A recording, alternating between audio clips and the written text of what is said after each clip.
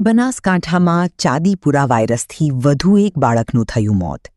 ઓગળ તાલુકાના ચાંગા ગામના 3 વર્ષીય બાળકનું ચાંદીપુરાથી મોત થતાં ખળભળાટ. બાળકને ચાંદીપુરાનો રિપોર્ટ પોઝિટિવ આવતા ધારપુર ખાતે ચાલી રહી હતી સારવાર. ધારપુર મેડિકલ કોલેજમાં સારવાર દરમિયાન બાળકનું નીપજ્યું હતું મોત. બનાસકાંઠા આરોગ્ય તંત્ર દોડતું થયું. ચાંગા ગામે આરોગ્યની ટીમ દ્વારા દવાનો કર્યો છંટકાવ. ચાંદીપુરાને લઈને આરોગ્ય વિભાગ આવ્યું હરકતમાં. બનાસકાંઠાના અંદર અત્યારે ચાંદીપુરાના 2 કેસ જોવા મળ્યા છે. બંને કાંકરેજ તાલુકાના અંદર છે. કાંકરેજથી ઓગળ અલગ થઈ ગયું છે. તો એના અંદર એક કેસ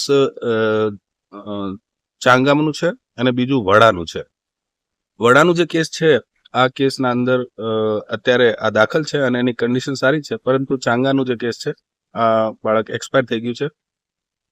ચાંદીપુરા એક ભયાવહ રોગ છે જેની મોર્ટાલિટી ખૂબ વધારે છે. આ સંદર્ભમાં અમે આજે ચાંગા ગામની મુલાકાત લીધી.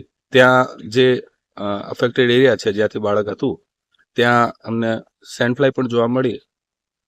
ત્યાં અમે લગભગ 50 થી 55 જે આજુબાજુના ઘરો છે ત્યાં અને એના પોતાના ઘરે બધે આપણે સ્પ્રે કરાયું છે, દવાનું છંટકાવ કરાયું છે. આ સિવાય ડસ્ટિંગની કામગીરી પણ ત્યાં ચાલુ છે. આપણે આખા બનાસકાંઠાની વાત કરીએ તો 470 ટીમો બનાવીને દરેક ગામના અંદર આપણા આરોગ્ય કર્મચારીઓ દ્વારા આરોગ્ય શિક્ષણ આપવાની કામગીરી, ડસ્ટિંગની કામગીરી અને જરૂર પડે તો સ્પ્રેઇંગની કામગીરી પણ ચાલુ છે.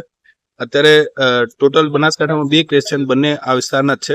એટલે અહીંયા અમારી કામગીરી સઘન રીતે ચાલુ છે અને અમે આપના માધ્યમથી આગ્રહ કરી છે દરેક પ્રજાને પણ કે બાળકોનું ખૂબ ધ્યાન રાખે. અત્યારે સેન્ડફ્લાય નામની વેક્ટરથી આ રોગ થાય છે.